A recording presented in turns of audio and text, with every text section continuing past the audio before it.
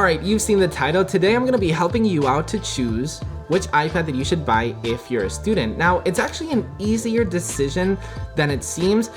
Basically, I'm gonna keep it really simple. I know you're in a budget. If you're not in a budget, just buy the iPad Pro 12.9 inch. It's the beast. If you've got the money, go for it. But I know you're in a budget, that's why you're watching this video. Now here's how it works. The more money you spend on an iPad, the more features you have. So in this video, I'll tell you if those features are worth it for you as a student.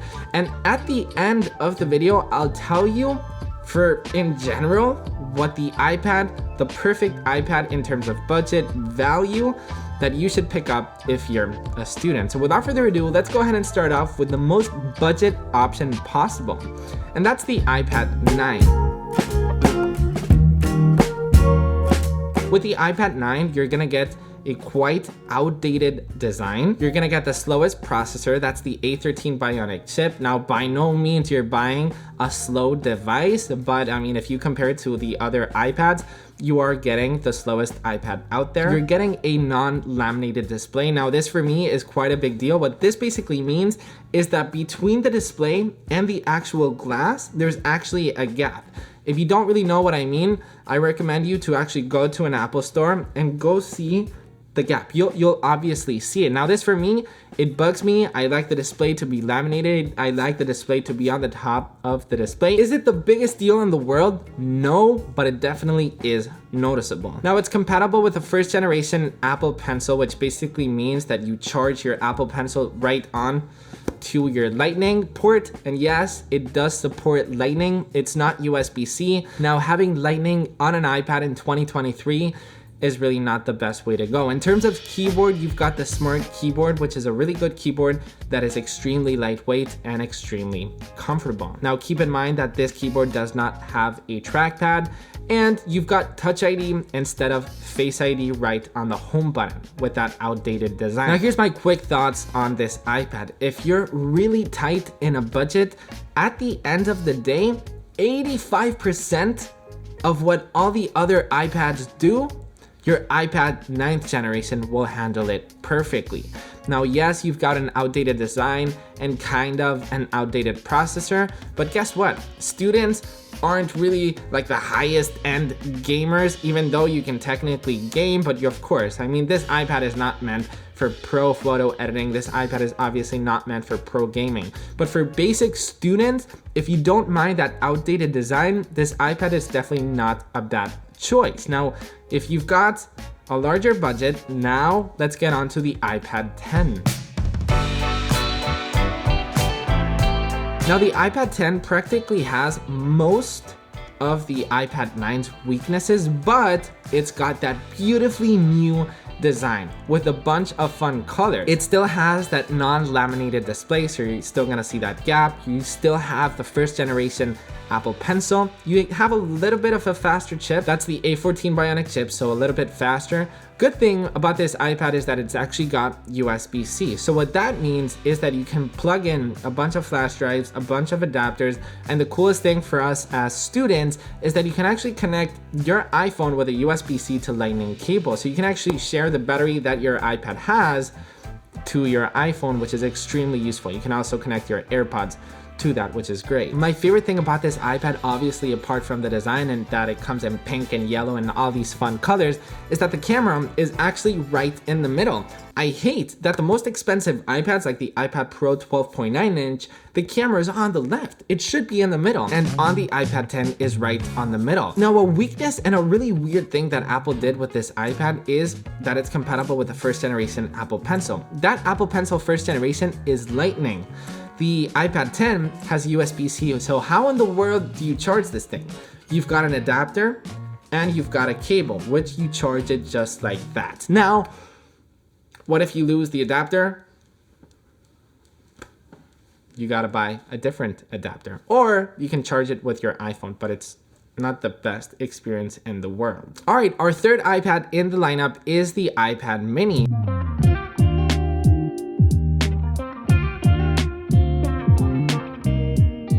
This is my personal favorite iPad ever. I love how small it actually is because it fits right in the palm of your hand. It's great for reading, it's great for studying. It's such a lightweight iPad, and it's an iPad that fits in most pockets, in most backpacks, and it's an iPad that you just wanna take everywhere. And the small form factor is definitely a very useful one. Now, what's great about this iPad is that it's got a fun design. It's got Apple Pencil 2 support, which basically snaps right on the top of your iPad. It charges wirelessly. This iPad does have a laminated display, so you're gonna have a beautiful display. You've got USB-C and you've got Touch ID right on the power button. My thoughts on this iPad for students is this is a really good companion to a laptop.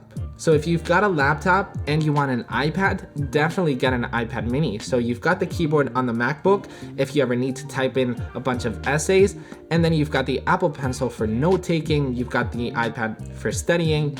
It's a really good companion to a MacBook, I'd say. Now, I say this because if you're a student, you probably need to type in a lot of stuff. The iPad mini is not compatible with any keyboard from Apple. You can probably get a keyboard from Amazon, but the reason that Apple has done it is that it's such a small device that the keyboard would kind of feel comfortable. But if you're buying the iPad for note taking, for all that, if you don't mind that small form factor, once again, my recommendation is go to the Apple Store and try all the sizes and the form factor out. But this is an iPad that I really do like. So if you don't need to type in a lot of stuff, this might be your iPad. All right, then comes an absolute beast of an iPad. Of course, the price getting higher every single time, but the iPad Air is a great option. You've got the M1 chip.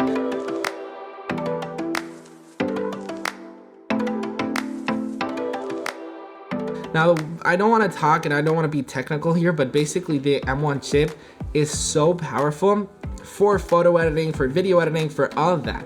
For students, what it basically means to you is that you'll have an iPad that will last you a long time. The M1 chip is a chip that will last you a long time, but it's also great for efficiency. So it makes the battery last a long time. You've got USB-C to charge your iPhone and for all of those adapters. You've got Touch ID right on the power button. This one doesn't have Face ID. It comes in a lot of fun colors as well. You've also got Magic Keyboard support, which is a beautiful keyboard that just snaps right in the back of your iPad. And you've got this floating design, which does have a trackpad, so it's great for writing essays and all of that.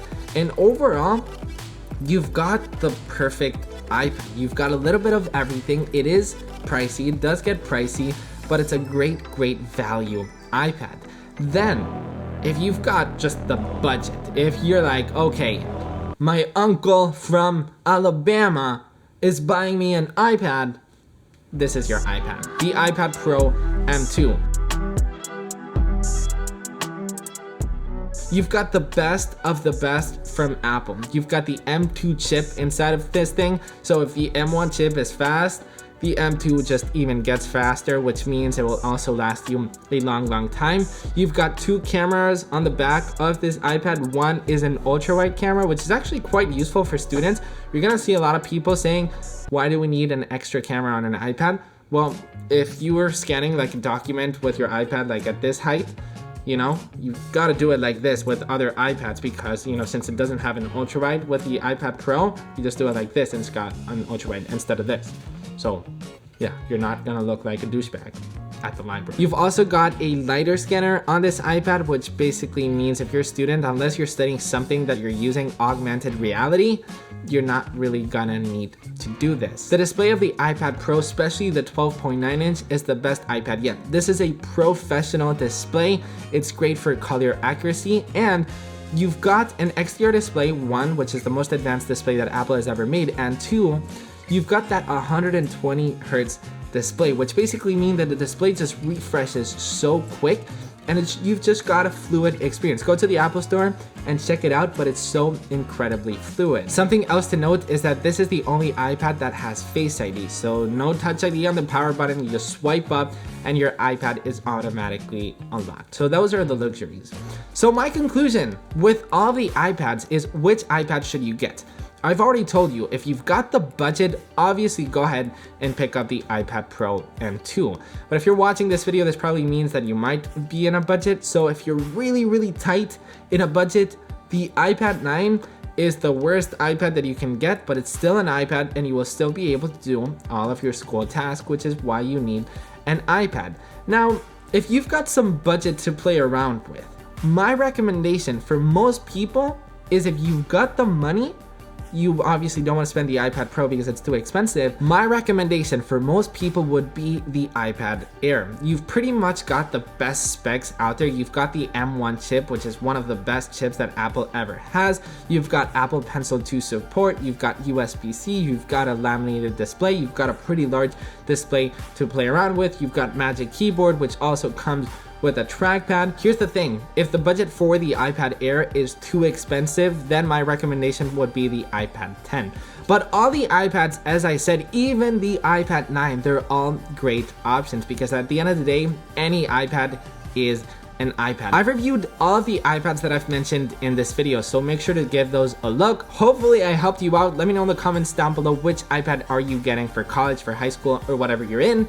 All right, time for you to watch more reviews. Watch the iPad mini review. That one's a good one.